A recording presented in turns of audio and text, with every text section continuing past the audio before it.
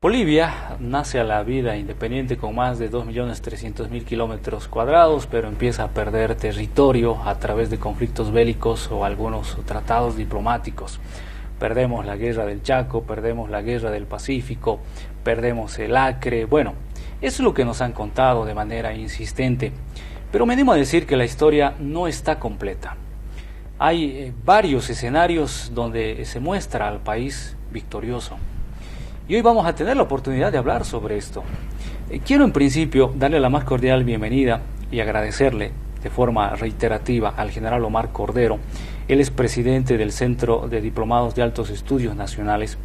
Le agradezco no solo que nos visite, general, sino porque haya posibilitado usted que Jorge Abasto Flor, lo van a ver enseguida, esté con nosotros. Bienvenido, buenas noches. Muchas gracias, Cristian, nuevamente aquí en tu programa, de una gran llegada a nivel local y también nacional. Esta vez con un tema por demás interesante, con la visita de nuestro amigo historiador Jorge Abasto Flor. Coincido plenamente con usted. Hemos estado haciendo una revisión del tema, que ha trabajado, que ha estudiado con mucho rigor Jorge Abasto Flor. Él es historiador académico de la Academia Boliviana de Historia Militar. Para nosotros es una gran satisfacción, oportunidad tenerlo acá. Bienvenido, buenas noches, Jorge. Muchas gracias por la invitación y contento de poder compartir estas ideas con la teleaudiencia. Un tema que creemos que es importante y que bien conversado podría generar un cambio positivo para la mentalidad boliviana. No, sin lugar a dudas. Hay temas, y preste atención por favor, que de verdad son muy interesantes. Lo he compartido ya con otros colegas del rubro y todos hemos coincidido, ¿no? Hay que hablar de estos temas en definitiva. Jorge ha realizado un trabajo muy interesante. Guerras de Bolivia. Tiene, por ejemplo, el siguiente planteamiento. Si estoy manejando con alguna imprecisión, usted me corrige, por favor, pero lo que usted plantea en realidad, en términos generales, es que hemos ganado más guerras que las que hemos perdido. Correcto. Durante su historia, Bolivia ha tenido 13 conflictos internacionales, 13 guerras internacionales. De esos 13 conflictos internacionales en los cuales ha participado sola o en alianza con otras naciones, con otros estados, ha vencido en 8 ocasiones, ha perdido en 3 ocasiones y ha empatado en 2 ocasiones, lo cual hace el total de 13. Y lamentablemente en nuestro sistema educativo solamente se hace incidencia en 3 conflictos internacionales, que son la Guerra del Pacífico, la Guerra del Acre y la Guerra del Chaco. Y además enfocando a esos 3 conflictos como si fuesen derrotas, pero además derrotas catastróficas, en la cual no solamente perdemos la guerra, sino que perdemos territorios, perdemos además posición internacional, es decir, se nos dibuja un panorama que yo lo describo prácticamente como una tragedia griega, y eso no es verdad. Bueno, 13 conflictos de por medio que involucran a Bolivia, 8 se han ganado, 3 son derrotas y usted utiliza la palabra 2 habrían generado una especie de empate. Así es. ¿Sí? Bueno, interesante el análisis inicial, ¿no? Vamos a ir en busca justamente de los detalles. General Cordero, con este balance, ¿no? Yo diría casi inédito para muchos de nosotros, uno tendría que sentirse orgulloso, ¿no? Tendría que reafirmar su condición de boliviano y de triunfador, pero tengo la sensación de que ocurre todo lo contrario. Mira, Cristian, la historia de Bolivia es joven por el contexto histórico que tiene, ¿no? Desde la fundación tenemos un tiempo de historia, y ahora tenemos un joven historiador que está tratando de hacernos entender lo que ha pasado en Bolivia.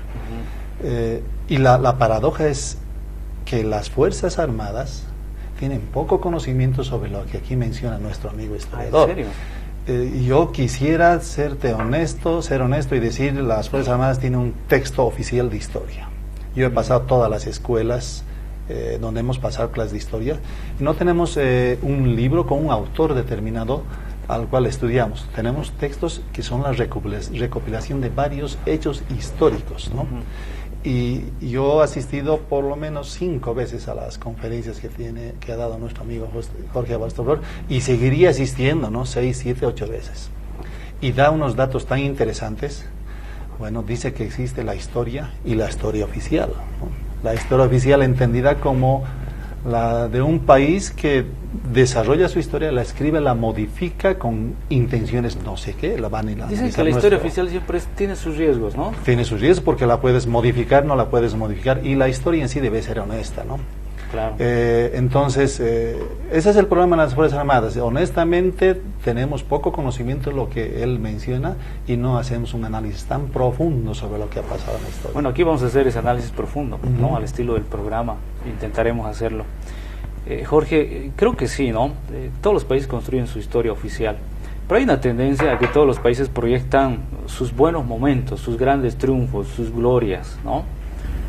Encuentro cierta paradoja en el caso boliviano, ¿no? ¿Coincide conmigo en esta apreciación, no? No, por supuesto. A lo largo de la historia de la humanidad, los países, los estados se han preocupado por transmitir a las nuevas generaciones los hechos heroicos, los hechos importantes, positivos que han tenido en su historia, y han recurrido a los descubrimientos geográficos, a las victorias militares, inclusive a los eventos deportivos para poder dibujar una fisonomía adecuada, una fisonomía exitosa acerca del Estado y poderle transmitir este tipo de sensación a las nuevas generaciones. Obviamente, lo que se trata de hacer normalmente es ocultar los hechos negativos que todos los estados los han experimentado a lo largo de su historia. Pero en el caso de Bolivia ocurre exactamente lo contrario. Contrariamente a la línea internacional histórica que han experimentado los estados, lo que se hace más bien es resaltar los aspectos negativos o los aspectos que parecen negativos y ocultar los aspectos positivos. Y por supuesto que lo primero que he hecho es detectar precisamente cuáles son esos aspectos positivos que han sido dejados fuera de nuestra historia, y en lo que estoy trabajando actualmente es en el por qué se han ocultado esos hechos positivos y se han destacado los hechos negativos, con evidente consecuencia catastrófica para la autoestima y la identidad nacional. Bueno. Tenemos un grave problema en la ciudadanía boliviana en el hecho de la forma en la que ve a su país, la forma en la que percibe al Estado boliviano, la forma en la que se percibe como boliviana y como boliviano. Tenemos un serio problema que parte precisamente del hecho de mostrar solamente cosas negativas en nuestra historia y dejar de lado los aspectos positivos. ¿Oculto en qué?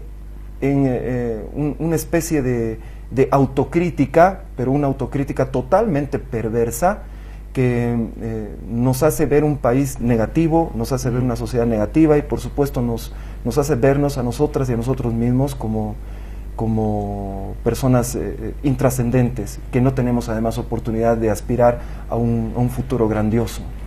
Bueno, sumamente interesante el planteamiento que usted hace. A ver, esto tiene que ver con la identidad nacional y su construcción, ¿sí? Así es. Pero ¿qué elementos tenemos? Tenemos elementos de derrotas, de fracasos, la típica historia donde, por ejemplo, nos cuentan, sea el conflicto del Pacífico, del Chaco, lo primero que nos dicen es que estábamos pésimamente preparados, o de repente que no le dábamos la importancia del caso, y hasta hay mitos, entiendo, ¿no? Ustedes me van a orientar. Entiendo que esto de lo del carnaval es un mito, por ejemplo, ¿no? Haciendo referencia a la guerra del Pacífico, ¿no? Y habrán otros mitos más.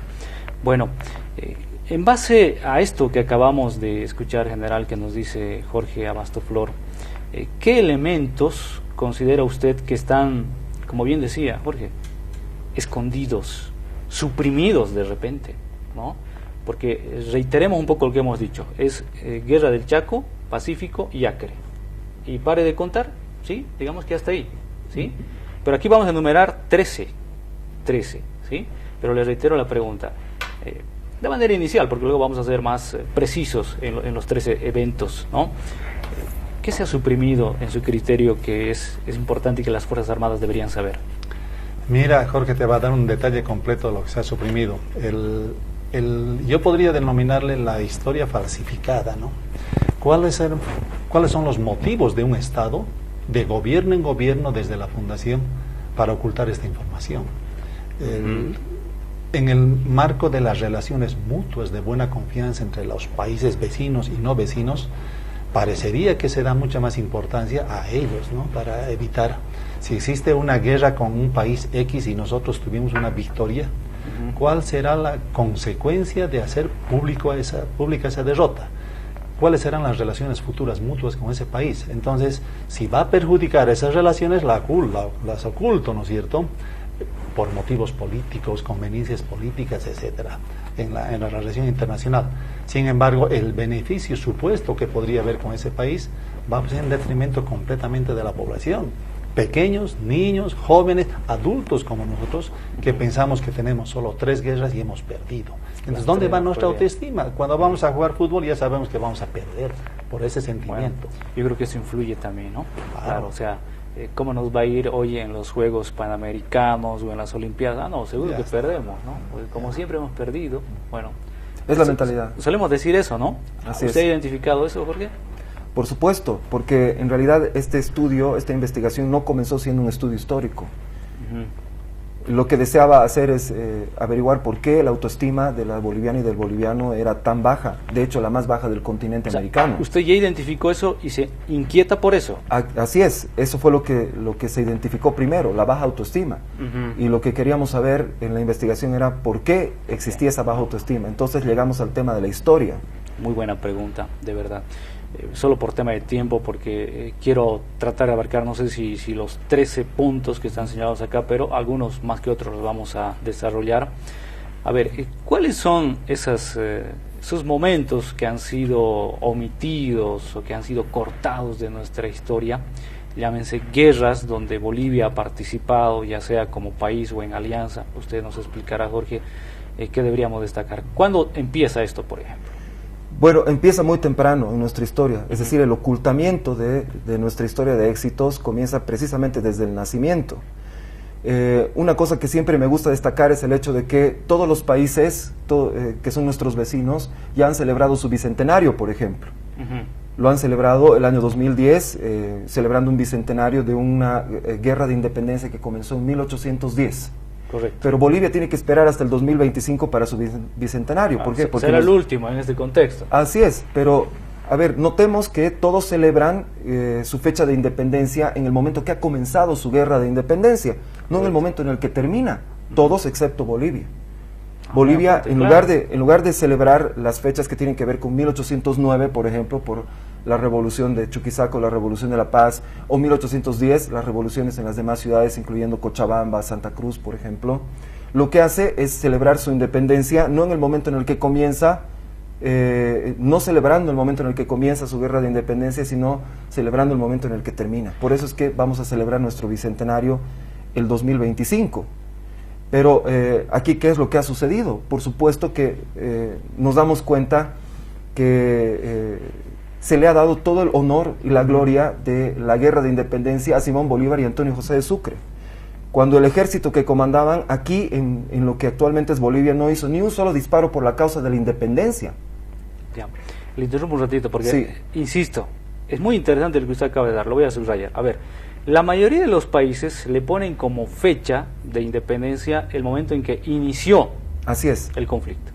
Nosotros, más bien, nos vamos al final. Así es. O sea que podríamos nosotros tranquilamente estar celebrando nuestro bicentenario haciendo referencia a 1809, Exacto. Probablemente, digamos, lo que ocurrió en Sucre. Exacto. ¿Sí? Esa podría haber sido el momento. Bueno, buen apunte ese, ¿no? Sigamos con este tema de Sucre y Bolívar. A ver, claro, Sucre, Bolívar, la batalla de Junín, Ayacucho, de repente es lo más referencial, y es el punto donde finalmente se encadena y dice, bueno, por eso es que logramos nuestra independencia. Cuando eso es totalmente falso. A ver, vayamos a ese punto. El Ejército Libertador Colombiano, que es comandado por Bolívar y por Sucre, derrota a un ejército realista en el Perú, en las batallas de Junín y Ayacucho. Junín al mando de Bolívar, el ejército colombiano, y Ayacucho al mando de Sucre. Pero el ejército realista que se derrota en esas dos batallas es el ejército realista del Perú, que es un ejército liberal. Mientras que el ejército realista que había en el Alto Perú era el ejército realista del Alto Perú absolutista. Esos dos ejércitos, si bien eran realistas, ni siquiera eran amigos. De hecho, inclusive peleaban entre ellos. Es decir, el ejército que peleaba aquí en el Alto Perú era un ejército realista diferente al ejército que vencieron Simón Bolívar y Antonio José de Sucre. Y este ejército que estaba en el Alto Perú fue un ejército combatido durante 16 años por ejércitos de charcas, por republiquetas de charcas, pero además inclusive por ejércitos auxiliares argentinos, aunque los ejércitos auxiliares argentinos hicieron más daño que bien cuando llegaron acá. Pero esa es la realidad que no vemos.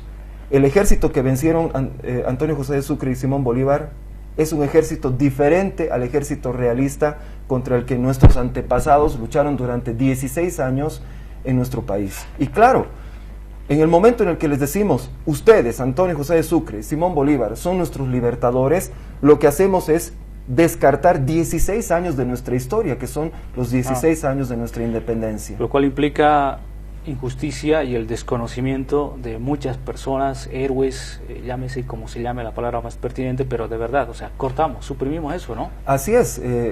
Si hablamos solamente de los comandantes, son 109 comandantes durante los 16 años de la Guerra de Independencia, de los cuales solamente 6 llegan con vida al final de la Guerra de Independencia. Entonces, y obviamente pasa exactamente lo mismo con los demás combatientes. De hecho, el país que tenemos en nuestras manos, Bolivia, durante el proceso pierde el 50% de su población. Bueno. Y no somos capaces de reconocer todo ese sacrificio y decimos, no, Bolívar y Sucre nos dieron la independencia, lo cual es una injusticia, pero tremendamente grande. Y quiero acabar este punto diciendo que todos los países que han conseguido su libertad a través de una guerra de independencia consideran esa guerra su primera guerra. Todos excepto Bolivia. Bien, todos los países consideran su primera guerra, todos, menos nosotros. Menos Bolivia. Pero bueno, ahora hay que decirlo, ¿no? En rigor es la primera guerra. Así es. Y salimos victoriosos. Y salimos victoriosos. Hay que borrar este mito de que Simón Bolívar y Antonio José de Sucre nos dieron la independencia, porque no fue así. Vuelvo a repetir, ese ejército no hizo ni un solo disparo por la causa de la independencia en Charcas, en el Alto Perú, y fueron más bien nuestros antepasados los que lucharon en contra del ejército realista del Alto Perú, un ejército que era absolutista. Jorge, para tratar de ser lo más ordenados posibles, porque es denso el tema, pero es sumamente interesante, ¿qué le parece si hacemos una especie de enumeración nada más cortita de los 13 puntos y luego vamos a ir desarrollándolos, y así queda como que ordenado en la primera parte? Presumo que este es el primero, la Guerra de la Independencia. Así es. Victoria boliviana. Victoria boliviana. Bien, vamos al segundo, primero los enumeramos, luego los desarrollamos. Así es, después viene la invasión de Brasil a Charcas, específicamente a la provincia de Chiquitos, que sucede en 1825, cuando todavía Bolivia no es independiente. Perfecto, volvemos sobre eso enseguida. Tercer punto. El tercer punto es la primera guerra Gran Colombo peruana, que significa la primera invasión del Perú, o específicamente de Gamarra a Bolivia. Bien, luego está... Esa es una derrota, ¿no? Entonces, ya, perfecto. La guerra de confederación con el Perú. Que es una guerra de invasión que lanza el Estado boliviano sobre el Estado peruano, producto de la cual se construye la Confederación Boliviano-Peruana. Bien. Guerra con la Confederación Argentina, guerra de restauración, de destrucción de la Confederación Perú-Boliviana, segunda invasión peruana a Bolivia, guerra del Pacífico con España, guerra del Pacífico, guerra del Acre, guerra del Chaco, Segunda Guerra Mundial, guerra de guerrillas de Ñancahuazú. Bueno, yo quería dar un poco el cuadro, ¿no?, para ver que ahora nos vamos a enfocar, nos vamos a aludir a todos, pero nos vamos a enfocar en los más importantes. General Cordero, ¿qué le parece esta lista? Por demás interesante, estimado Cristian. Yo propondría, ¿no?, que si el Estado no actúa positivamente respecto a estos temas, haciendo un corte transversal en todo el sistema de educación, en los programas de educación, por lo menos las Fuerzas Armadas deberían tener un programa de enseñanza histórica de esta naturaleza, ¿no? Nosotros militares que no conozcamos estos detalles, ¿no?, que sigamos creyendo, como dice Jorge, que la Confederación Perú-Boliviana fue creada por amistad, por vecindad, por buenos amigos, y él propone, él menciona en su tesis que no fue así, sino fue una imposición militar, ¿no?, una imposición del Estado boliviano. Ese tipo de detalles pues levantaría nuestra autoestima, que podemos hacer rendir a un país y hacer firmar la paz en otro país, como lo va a mencionar aquí Jorge. Ese tipo de posición, de cambios en el sistema de educación Si no es a nivel Estado, en el Ministerio de Educación, debía ser a las Fuerzas Armadas en sus institutos. Estoy totalmente de acuerdo y con carácter de urgencia además, ¿no? A ver, la invasión de Brasil a la provincia de Chiquitos, 1825. Este tema es desconocidísimo, ¿no? Por supuesto, una fuerza brasileña invade el territorio que actualmente es Bolivia, pensando que después de 16 años de guerra íbamos a estar tremendamente débiles, y el propósito de esa fuerza era quedarse con la provincia de Chiquitos, que en aquella época era la mitad del departamento de Santa Cruz, la provincia de Mojos, que es la mitad del departamento del Beni, y las misiones franciscanas del norte del Chaco Boreal. Entonces es un territorio que equivale prácticamente al 30% del actual territorio de Bolivia, quizás un poco más. Y bueno, se produce la invasión brasileña y entonces Antonio José de Sucre está atado de manos porque no puede movilizar el ejército que ha venido con él. Siempre pensamos, o cuando se menciona este tema se piensa que Antonio José de Sucre podía mover el ejército colombiano. No podía. ¿Por qué? Porque eso dependía de la autorización de Simón Bolívar, y las tropas peruanas que habían llegado con él dependían de la autorización del Congreso peruano. Entonces, ¿qué cosa se moviliza en ese momento? El naciente ejército boliviano. Todavía no existe Bolivia como tal, pero ya el ejército boliviano ya se está conformando.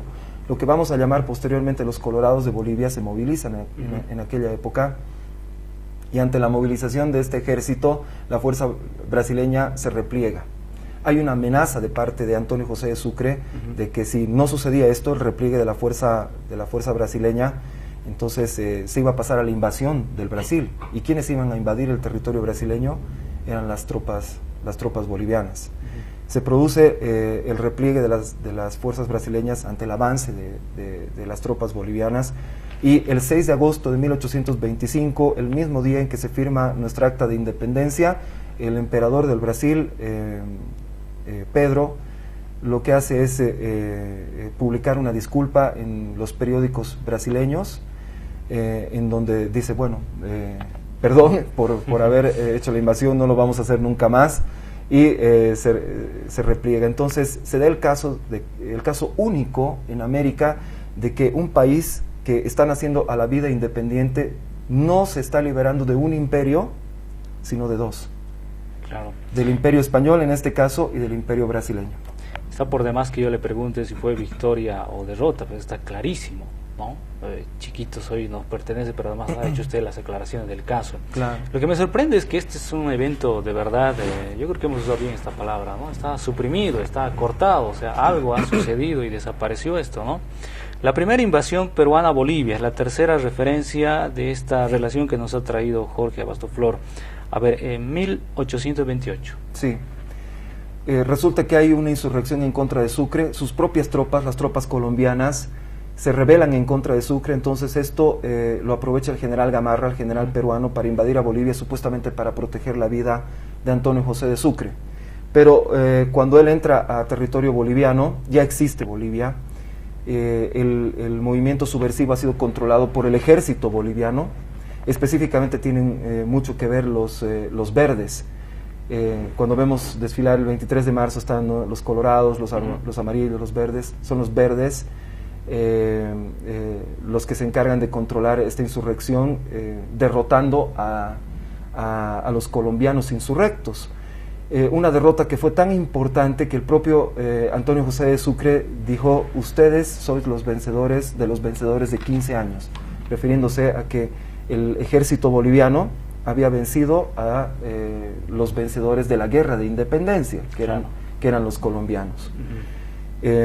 Por supuesto que Gamarra no presta atención a nada de esto, de que ya estaba controlado el movimiento, y avanza dentro del territorio boliviano.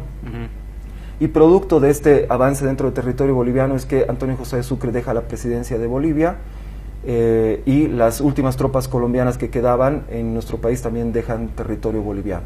Entonces se lo reconoce como una primera derrota boliviana.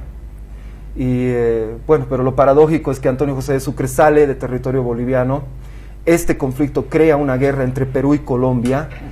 Antonio José de Sucre se hace cargo de las tropas colombianas, y Antonio José de Sucre vence a las tropas peruanas en la batalla de Portete de Tarqui. Entonces al final salió mal para Gamarra toda esta experiencia bélica.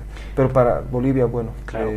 Pero este tema de Bolivia y Perú tiene una larga historia, además de eso, ¿no? Por supuesto, y esto tenemos que reconocerlo bien, porque va a tener muchas implicancias después en la Guerra del Pacífico. ¿Por qué los peruanos nos tratan tan mal en la Guerra del Pacífico, durante la guerra y después de la guerra? No se comportan como los hermanos que creemos que son. Se comportan muy mal con Bolivia, y eso se debe precisamente a la tremendamente conflictiva historia que hemos tenido con el Perú. Bien, y aquí está justamente la guerra de la Confederación con el Perú. Por supuesto, después de ello, Andrés de Santa Cruz se hace cargo de la presidencia en Bolivia y lanza una invasión en contra del Perú. ¿Y por qué digo invasión? Y además no se me colorea la cara al decir invasión. Andrés de Santa Cruz recibe el pedido de el presidente legal del Perú, que era el general Orbegoso, para poder utilizar tropas bolivianas para pacificar el Perú. Por eso es que se llama Guerra de Pacificación del Perú. Y después de resistirse durante algún tiempo, por varias razones políticas, al final decide intervenir en el Perú, pero Santa Cruz interviene antes de que el Congreso boliviano le autorice la participación de tropas bolivianas en el Perú. Por eso es que es una invasión en regla. Bolivia invade el Perú, la autorización va a llegar después, pero va a llegar como un mes después de la invasión de tropas bolivianas al Perú, y ese ejército derrota a 2 ejércitos peruanos, un ejército comandado por Gamarra, del que hemos hablado hace un momento, y otro ejército comandado por el general Salaverry. Producto de la derrota de esos 2 ejércitos peruanos es que se produce la Confederación Boliviano-Peruana. Pero siempre nos dicen que este es un hecho político que se da, como decía el general Cordero, por amistad, porque somos países hermanos, porque tenemos un futuro juntos, etcétera, y los propios peruanos tratan de promover esa idea, es decir, de que esto se produjo en términos de amistad, claro, cuando en realidad es una imposición del Estado boliviano. Como un primer ejercicio de integración, algo así, más o menos, ¿no? Sí, algo parecido a la Gran Colombia que había pensado Simón Bolívar, pero en realidad es obra del Estado boliviano y por supuesto del ejército boliviano, que interviene en el Perú, derrota 2 ejércitos peruanos y consolida la Confederación, dividiendo al Perú en 2 estados. El Perú se divide en el estado norperuano, estado surperuano y adicionándole Bolivia, eso es la Confederación Boliviano-Peruana. Perfecto, Jorge, ahí identificamos otra victoria. Así es. Bien, vamos a tratar de correr un poquito. Tengo también aquí el libro que menciona la guerra con la Confederación Argentina, 1837-38. Es otro evento desconocido este también. Por supuesto, cuando existía la Confederación Boliviano-Peruana, Argentina le declara la guerra a Bolivia, porque bueno, había mucha suspicacia en nuestros países vecinos acerca de lo que se quería hacer de este gran estado que estaban haciendo, de la mano del avance boliviano. Viene un ejército argentino comandado por el general Heredia, que era un héroe de la guerra de independencia, que era gobernador de la provincia de Tucumán y protector de las provincias argentinas del norte, y ese ejército es derrotado en Montenegro, en Humahuaca, Iruya y Montenegro. Y es derrotado por el ejército boliviano comandado por el general Otto Felipe Braun. Producto de la batalla de Montenegro es que Otto Felipe Braun recibe el mariscalato, se vuelve gran mariscal de Montenegro. Esa es una victoria en contra de la Argentina. Producto de esa victoria, inclusive, territorios del norte argentino como la Puna de Jujuy son incorporados oficialmente al Estado boliviano. Es decir, se dividen del Estado argentino y pasan a formar parte del Estado boliviano. Pero más importante aún, Argentina, cuando declara la guerra a Bolivia, quería quedarse con el sur de Potosí, la mitad del departamento de Potosí, que hubiese significado en aquella época quedarse también con nuestro litoral, porque estaban unidos esos territorios, y quedarse con lo que es actualmente el departamento de Tarija. Entonces, perfecto. Bolivia consolida su soberanía sobre el litoral, sobre Potosí y sobre Tarija. Bien, sigamos. Guerra de restauración, de destrucción de la Confederación Perú-Boliviana. Así es, esta es una guerra que la lanzan tropas peruanas y chilenas en contra de la Confederación Boliviano-Peruana, y la Confederación es derrotada al final en los campos de Yungay.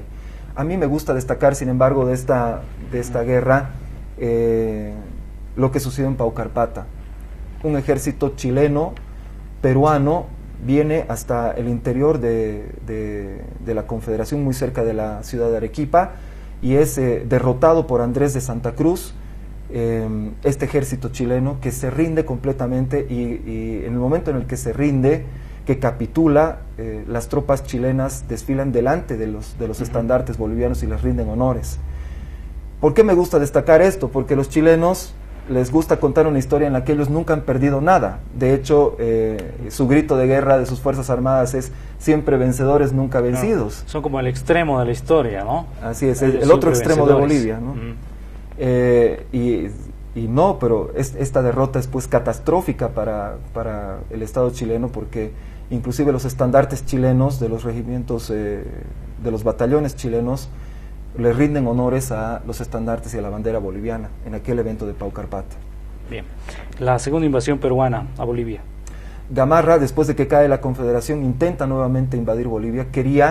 Lo que quería Gamarra era, en su mente, reincorporar todo el territorio boliviano al Perú, porque hasta el día de hoy la mayor parte de los peruanos creen que Bolivia es parte del Perú o que ha sido parte del Perú, cuando en realidad nuestra historia se dividió mucho antes, cuando se creó el Virreinato del Río de la Plata y la Real Audiencia de Charcas pasó a formar parte del Virreinato del Río de la Plata. Nuestra historia se dividió entonces, pero para los peruanos resulta que nosotros somos una especie de provincia rebelde, y eso lo podemos encontrar en internet en muchas partes. Bueno, Gamarra pensaba de esa manera y creyó que podía reincorporar a Bolivia después de que había caído la Confederación Boliviano-Peruana, y entró en Bolivia cuando Bolivia estaba dividida en tres, con los tres liderazgos más importantes, y lo que quiero destacar es que en ese momento los tres liderazgos renunciaron a cualquier voluntad política que tuvieran en aquel momento y se unieron en una sola fuerza para enfrentar al invasor, y lo derrotaron en la batalla de Guarina, en la batalla de Tiquina, en la batalla de Ingavi, que es la única que se recuerda de este conflicto, para pasar luego a invadir el Perú y hacer firmar el Perú la paz, lo que decía el general Cordero, hacerle firmar la paz bajo las condiciones bolivianas en la propia ciudad de Puno, dentro del territorio peruano. Bien, a ver, hasta aquí, y hay un término bien interesante que ha tocado Jorge, batallas y guerras. Y lo que yo he identificado es eso. Por ejemplo, la batalla de Ingavi yo no la puedo desconocer, o sea, está dentro de lo que yo he aprendido, ¿no? Así es. Pero no es una guerra, o sea, dentro de lo que me han enseñado, ¿no? Entonces yo estoy pensando, ¿hay diferencia entre guerras, batallas? Esta diferencia, si es que lo hubiera, ¿es correcta hacer este tipo de diferencias, general Cordero? Bueno, nosotros en el ámbito militar identificamos bastante la magnitud de las fuerzas empleadas, los objetivos estratégicos que se van a alcanzar, ¿no? Tenemos desde escaramuzas, lo más pequeño que tenemos. Después, si vos vas a tener una gradación hacia arriba, tendríamos los combates. La reunión de varios combates hacen una batalla, y la reunión de varias batallas hacen una guerra. Entonces, si quieres ponerle vos una secuencia, sería esa, ¿no? Militarmente hablando, ¿no? Lo que quiero resaltar, lo que aquí dice Jorge, ¿no? Lo que crea en mí cuando él habla como militar, ¿no? Empieza victoria acá, victoria sobre Perú, que la victoria en Paucarpata sobre Chile, ¿no? Y mucho, no sé si debes saber aquí, Jorge, atribuyen esto a una especie de masonería entre Santa Cruz y el jefe chileno, para que todo el ejército chileno se retire con su armamento, etcétera. Haber ganado la guerra de la Argentina, Iruya, Montenegro, Humahuaca, eso me hace crecer un poco más, pese a que soy alto, ¿no? Pero como militar me eleva a mí el orgullo. Pero no solo usted, acuérdese que hemos reflexionado sobre el tema de la construcción de la identidad nacional. Así es. ¿No? Y son elementos que uno no termina de entender por qué han desaparecido, o sea, prácticamente han desaparecido. Jorge, batallas, o sea, lo voy a plantear así. Pareciera que los bolivianos hemos ganado batallas y no guerras. Así es. ¿Sí? Pero la forma de ganar guerras, históricamente hablando, es ganando batallas.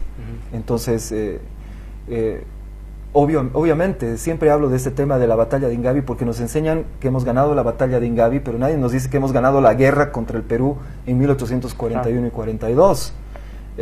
¿Por qué? Porque todo lo demás relativo a la guerra ha desaparecido completamente. No nos hablan de la batalla de Guarina, de la batalla de Tiquina, que también sucedieron 2 días antes de la batalla de Ingavi, pero tampoco nos hablan del momento en el que el ejército boliviano pasa a invadir el territorio peruano y le hace firmar la paz al Perú en su propio territorio. Pero más allá lo que me llama la atención, o sea, se habla de la guerra del Pacífico, se habla de la guerra del Chaco y se habla de la guerra del Acre, no se habla de la guerra de Chile, de la guerra contra Argentina o contra Paraguay o contra Brasil. Sí. Es decir, ¿por qué no se le pone un nombre, así como la guerra del Chaco o la guerra del Acre, en este caso con el Perú?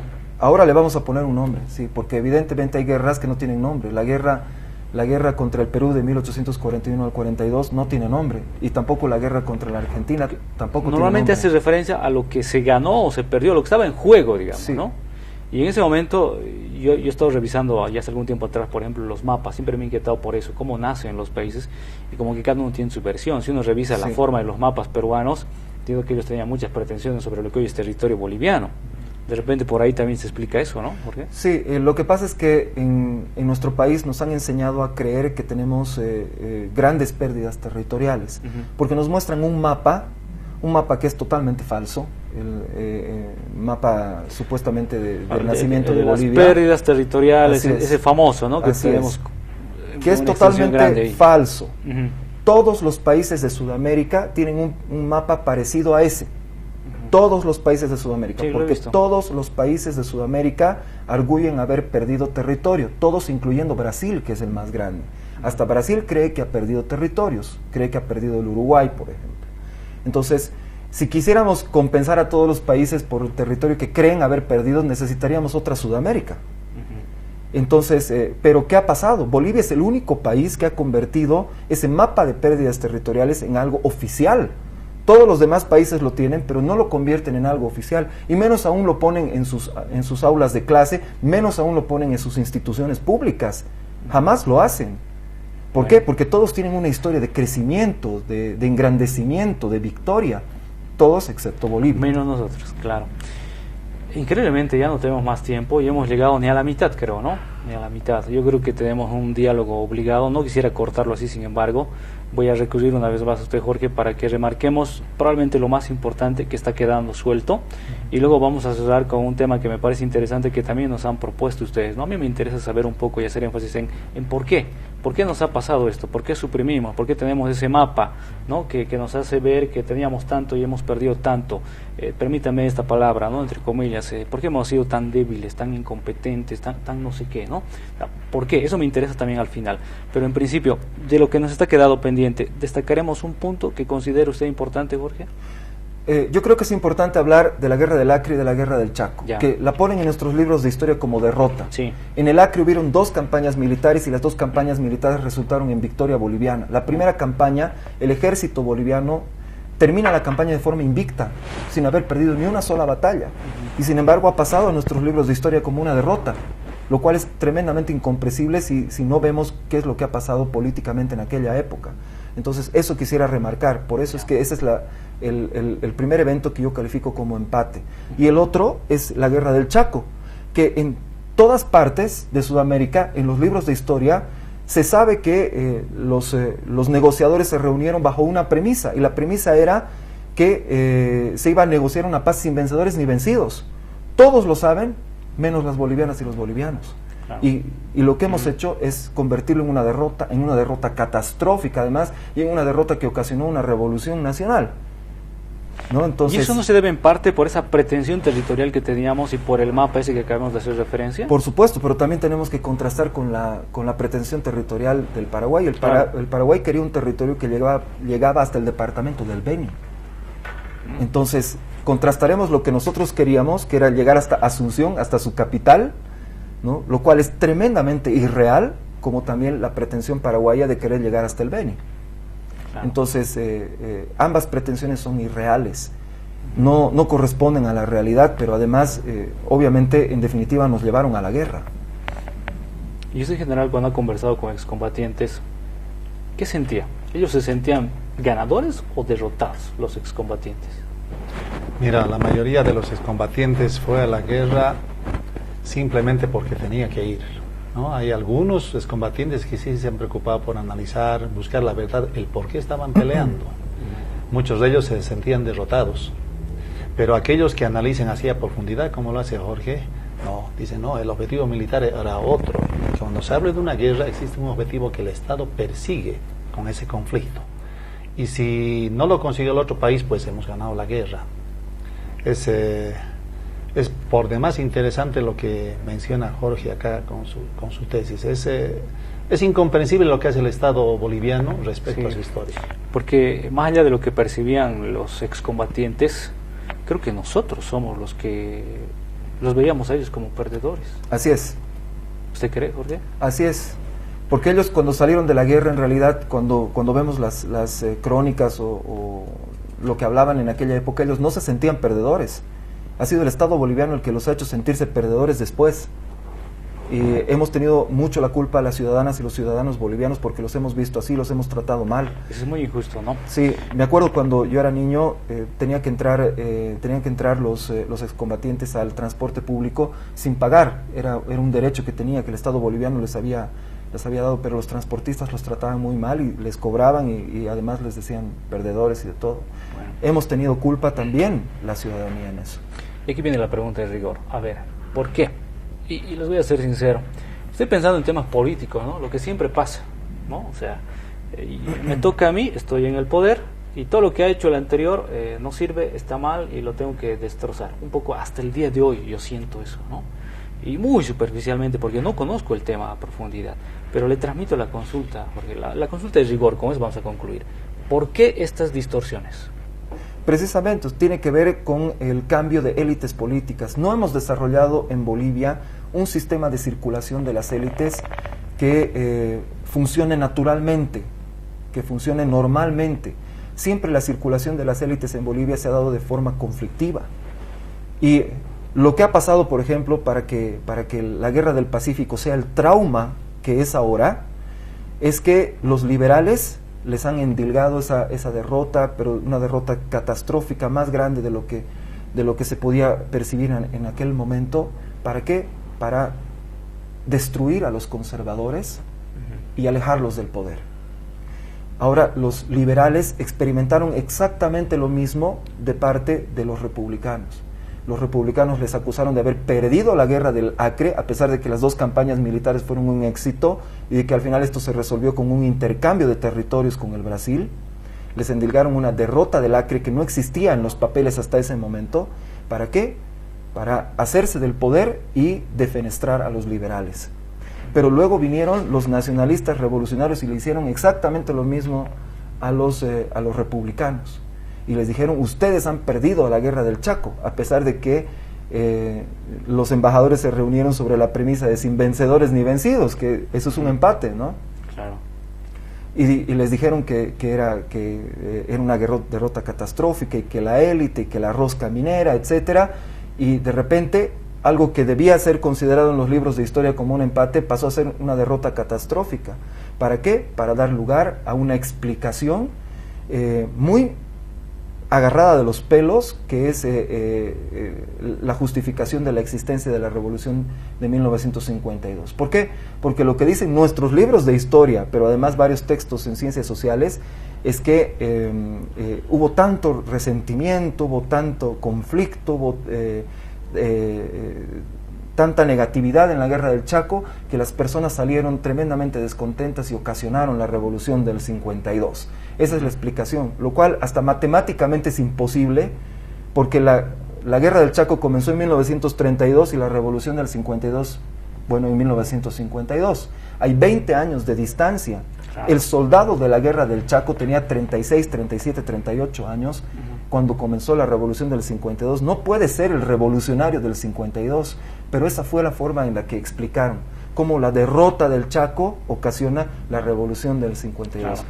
Y eso, que es un planteamiento ideológico, al final suplantó la historia real, la historia verdadera. Tantas cosas que se pueden decir sobre el Chaco, ¿no? Realmente interesante. Yo creo que ya tenemos una agenda amplia para las próximas visitas, de verdad. Me gustaría, por ejemplo, solamente remitirme en algún momento al tema del Chaco, o solamente al tema del Acre, ¿no? Creo que fácilmente podemos hacer una entrevista de 10, 15, hasta 20 minutos sobre ese tema específico. General Cordero, concluyo con usted, no tenemos más tiempo. Hemos coincidido mucho con usted, ¿no? La historia nos permite tantas cosas, ¿no? Yo siempre digo, y creo que desde que me acuerdo desde niño, es una maestra de la vida, ¿no? Nos permite hacer tantas cosas y es vigente, ¿no? No son temas del pasado, permiten tomar decisiones aquí y ahora y hasta futuro, son temas referenciales absolutamente. ¿Qué lecciones sacamos entonces a partir de esto que está pendiente en torno a, cuéntenos la historia verdadera, completa por lo menos, ¿no? ¿Qué me diría? Bueno, mira, aquí tenemos una enciclopedia histórica con mucha solvencia. Acá Jorge menciona lo que dice. Es realmente preocupante e incomprensible lo que el Estado hace respecto a nuestra historia, ¿no? Y lo que decía, no existe una política de Estado, no existe una línea que continúa de gobierno tras gobierno. ¿Cómo es posible que yo como gobierno trate de destrozar lo que hizo el anterior simplemente por ganar un rédito político? Ese sería un elemento para argumentar el por qué se cuenta esta historia actualmente, ¿no? Y el otro, ¿no? Va a perjudicar la relación internacional con otros países. ¿Cómo puedo endilgarle yo una derrota a otro país si estoy en un proceso de integración, etcétera? Mejor me callo. Y mantengo el mapa de Bolivia con sus desmembraciones territoriales en cada aula. Yo pienso que deberíamos empezar a descolgar ya los cuadros de Bolívar, los cuadros de Sucre y poner realmente a nuestros verdaderos héroes y contar la verdadera historia en cada aula. Qué tarea tan importante, pendiente, ¿no? Gracias, Jorge, de verdad ha sido un privilegio, una oportunidad. Soy insistente en las oportunidades que visites Cochabamba. Por favor, abriremos la posibilidad de seguir con estos diálogos. Por supuesto, con todo gusto. El secreto más grande de la historia de Bolivia es la historia de Bolivia. Entonces, bueno, cada oportunidad que tengamos, hablemos de ella, por favor. Claro, claro que sí. Gracias, general Cordero. Gracias. Continuamos nosotros con el programa, volvemos enseguida.